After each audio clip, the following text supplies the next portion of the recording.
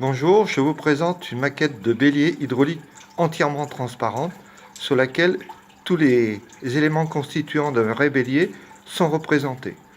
Donc, le bélier utilise un coup de bélier pour remonter de l'eau à une hauteur qui est plus importante que la hauteur initiale.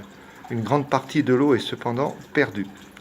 Donc à l'amont, on a le bac qui permet d'avoir une charge constante qui normalement est alimentée par une rivière, mais qui dans notre cas est pour que le système puisse fonctionner en continu, alimenté par une pompe.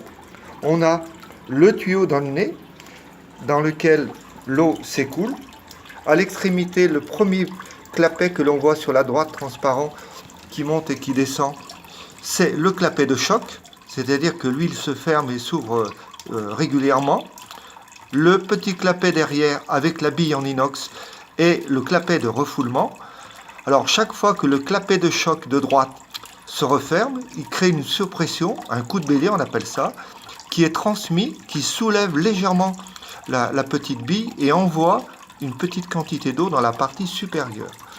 Pour régulariser le débit en haut un petit peu, on a un volume tampon qui est constitué d'un petit volume d'air que l'on voit ici dans le récipient bleu. Et l'eau remonte beaucoup plus haut que le niveau initial, environ 5 fois dans notre cas.